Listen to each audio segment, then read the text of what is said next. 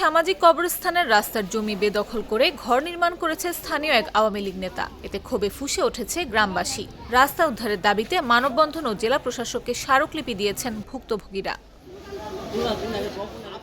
ভুক্তভোগীরা জানান, শেরপুর সদর উপজেলার চরমোচারিয়া ইউনিয়নের টালিয়াপাড়া গ্রামের সামাজিক কবরস্থানে যাতায়াতের রাস্তা বেদখল করে ঘর নির্মাণ করেছে স্থানীয় আওয়ামী লীগ নেতা মোশাররফ হোসেন। তিনি ওয়ার্ড আওয়ামী লীগের সাধারণ সম্পাদকের ক্ষমতার দাপটে কবরস্থান কমিটির সাধারণ সম্পাদক পদও ভাগিয়ে নেন।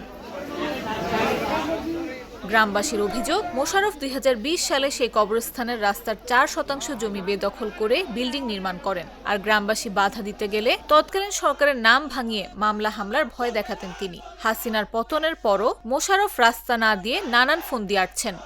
মোশাররফ হোসেন আমাদের এলাকার আওয়ামী লীগের দূষণ। উনি আমাদের এই গুরুস্থানের রাস্তাটা দখল করে খাচ্ছে এবং গুরুস্থানের রাস্তার মধ্যে ঘর উঠাইছে।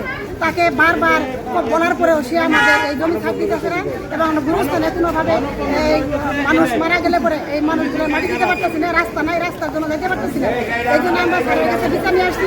আমরা আমাদের এলাকার মানুষ মানে একটা গুরুস্থানের জন্য রাস্তা কিনছি। রাস্তা কেনার পরে আমি কিছু জান ছাড়া এই আমরে মানে গুরুস্থানের কমিটি ঢুকলো। ঢুকার পরে মোশাররফ যে লোকটা এরা নাম লিখে মানে নেতা পর্যায়ে এই জুর করে কমিটি ঢুকে রাস্তার মধ্যে এরা প্রতিষ্ঠান করে ফেলাইছে। ওই সময় আমি ক্ষমতা ছিল, আমরা আমাদের কিছু মানে দিতে দেয় না, মানে আমরা সবাই হয়রানি করে পুলিশদের যাবো, অমুক করবো, তমুক করবো, মারি আলাবো, জল খারাপো, কিন্তু বাড়ি ভাঙে না।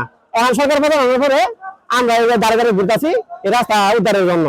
যদিও এসব অভিযোগ অস্বীকার করেন মোশাররফ।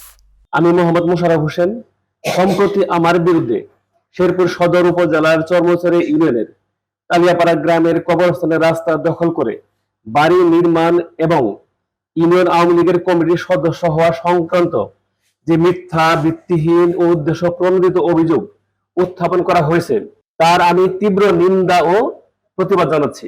আমি একজন সরকারি চাকরিজীবী। সরকারি চাকরিরত অবস্থায় কোন রাজনৈতিক দলের কমিটির সদস্য হওয়া আইনগতভাবে অপরাধ।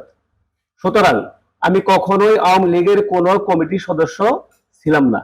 এদিকে দ্রুত সড়কটির সমাধানে আইনি ব্যবস্থা নেয়ার আশ্বাস দিয়েছেন জেলা প্রশাসক তরফদার মাহমুদুর রহমান। নিউজ ডেস্ক, জাগো নিউজ।